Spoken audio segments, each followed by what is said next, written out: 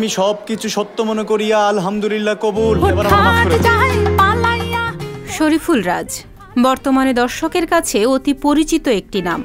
১৯৯১ সালের ৮ নভেম্বর ব্রাহ্মণবাড়িয়ায় জন্ম এই অভিনেতার। তবে বাবার চাকরির সুবাদে বড় হয়েছেন সিলেটে।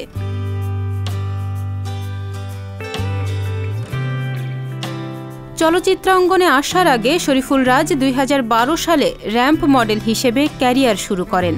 র্যাম্পের সাবলীল পারফরমেন্স তাকে ফ্যাশন জগতে দ্রুতই পরিচিতির আলোয় নিয়ে আসে।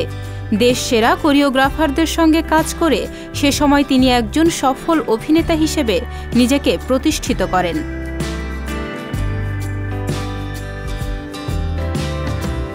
২০১৬ সালে রেদওয়ান রনি নির্মিত আইসক্রিম চলচ্চিত্রের মাধ্যমে চিত্রজগতে অভিষেক হয় রাজের। আইসক্রিমে অভিনয়ের পর থেকে রাজ আরও বেশি আগ্রহী হয়ে ওঠেন অভিনয় নিয়ে। আগের মতোই র্যাম্প মডেলিং চালিয়ে যান আর সেই সঙ্গে অভিনয়ে সুযোগের অপেক্ষায় থাকেন।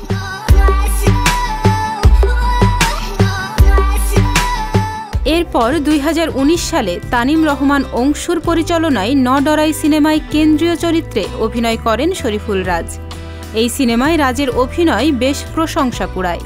এরই ফলশ্রুতিতে তার হাতে আসতে থাকে একের পর এক সিনেমার কাজ।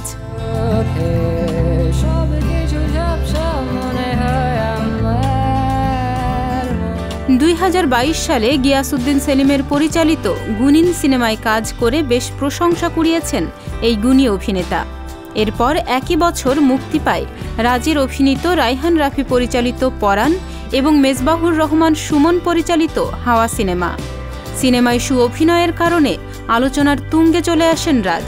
ব্যাপক জনপ্রিয়তার সঙ্গে সঙ্গে টাইম লাইনে চলে আসেন এই মেধাবী অভিনেতা। কত বড় বল মারছি দেখবা। সিনেমা, ওয়েব প্ল্যাটফর্ম সবখানেই চুটিয়ে কাজ করছেন তিনি। মিজানুর রহমান আরিয়ান পরিচালিত ওয়েব ফিল্ম নেটওয়ার্কের বাইরেতে রাজের অভিনয় দর্শকের মন জয় করেছে। এই শেষ নয়, সম্প্রতি মুক্তি পেয়েছে রাজের অভিনীত আরেক সিনেমা দামাল। স্যার আমার আজকে গায়ে হলুদ ছিল। মানে কালকে কিন্তু ফাইনাল সিলেকশন, সময় মতো চলে আসবি। হ্যাঁ জি স্যার। ব্যক্তি জীবনে ২০২১ সালের ১৭ অক্টোবর ঢালিউডের জনপ্রিয় নায়িকা পরিমণিকে বিয়ে করেন রাজ। ২০২২ সালের ১০ আগস্ট পুত্র সন্তানের পিতা হয়েছেন তিনি। বর্তমানে পরি, পুত্র রাজ্য আর কাজ নিয়েই সকল ব্যস্ততা রাজের। সিনেমা প্রেমীদের কাছে এখন একটাই আশা, নতুন এই তারা সিনেমাকে নিয়ে যাবে বহুদূর। তাহনিয়া ইয়াসমিন, বিনোদন ডেস্ক, সংবাদ প্রকাশ। সংবাদ, ফিচার ও অনুষ্ঠানের জন্য ভিজিট করুন সংবাদ প্রকাশের ওয়েবসাইট এবং যুক্ত থাকুন ফেসবুক পেজ ও ইউটিউব চ্যানেলের সঙ্গে।